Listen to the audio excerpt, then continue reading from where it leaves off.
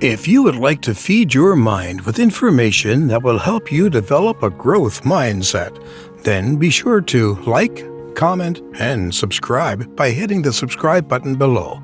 Also, turn on the notification bell to never miss a new video. Lessons on mindset, goals, visions, gratitude, and energy.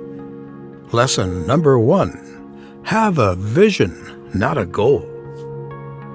If you want to accomplish as much as you possibly can, the most important thing to get right is the vision or goal you have to begin with. This is essentially the same as setting your trajectory.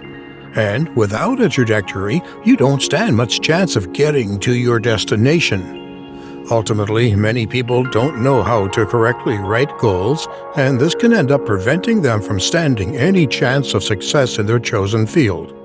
And actually, if you're setting off to write a goal, then you're starting out with the wrong intent to begin with. Because goals aren't really as useful as visions, which is what we're going to explore here. The difference between a goal and a vision. So, what's the difference between a goal and a vision? Essentially, a goal is something that you write down and that is very concrete and simple. A goal may, for example, be to lose 10 pounds in 2 months. That's a goal, but it's also not as effective as a vision designed to the same end. The same ambition posed as a vision rather than a goal would instead be more the idea of being in shape. You might visualize yourself looking ripped and feeling healthy. You might imagine yourself going for jogs on the beach with your top off in the summer and feeling great about yourself. That's your vision. A vision can also be an image of yourself standing in an office block and looking out over the world, knowing that you're in a position of great importance and power. This is a more abstract concept that nevertheless helps you to get a picture of what you want and what the emotion behind that goal is. Why visions work better than goals. So, why are visions more successful than goals? For one, goals are not nearly flexible enough.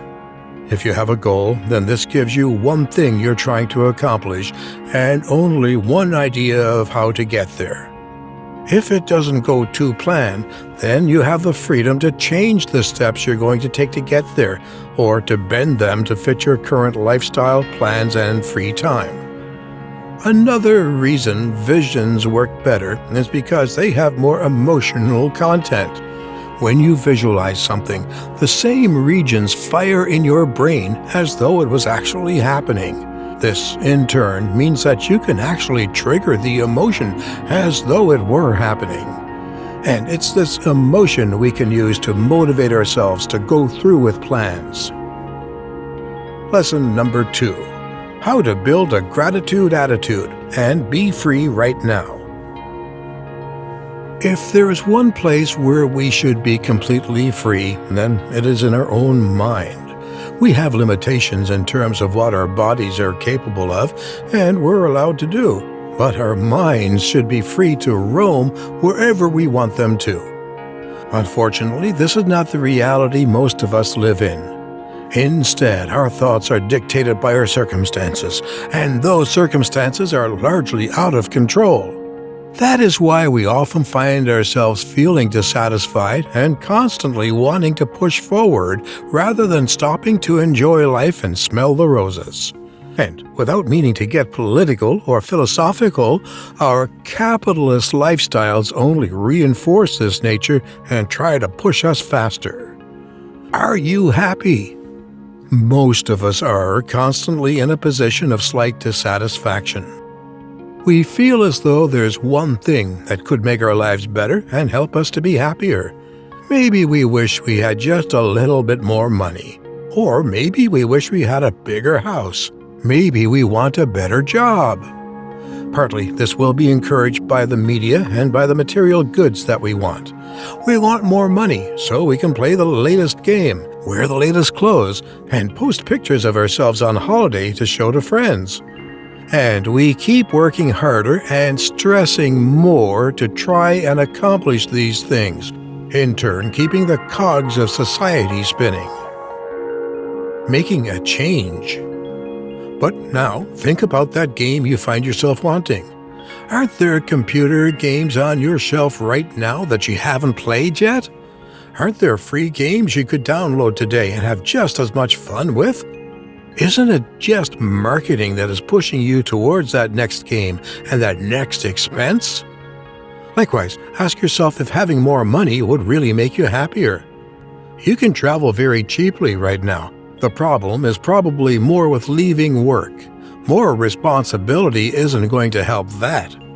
So, how do you make a change and start to be freer and happier right now? The answer is that you change your focus. Instead of fixating on what you don't have and what you want, instead start to fixate on what you already have and what you're grateful for. This is called a gratitude attitude, and it's the fastest route to having a satisfying and happy life. Lesson number 3. How to fuel your brain with energy. What is your fitness philosophy? In other words, why do you train and exercise? What is it that you hope to achieve by being physically active? Many of us train because we want to look better. Some of us train because we want to be healthier and starve off disease. Others train because they want to perform better at a particular sport or an activity they enjoy. But I have a different reason for training. I train because I want to change the way I feel and because I want to change my mindset.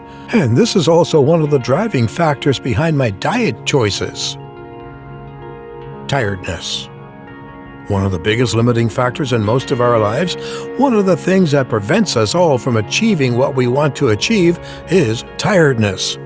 You wake up in the morning, and instead of leaping out of bed filled with enthusiasm, you instead struggle to drag yourself up and to actually start being productive. Then you get home, and instead of doing something fun, interesting, or productive, you instead just crash on the sofa and watch daytime TV. Sound familiar? Everything you do is less enjoyable when you're tired. All your decisions are worse. All your challenges are harder.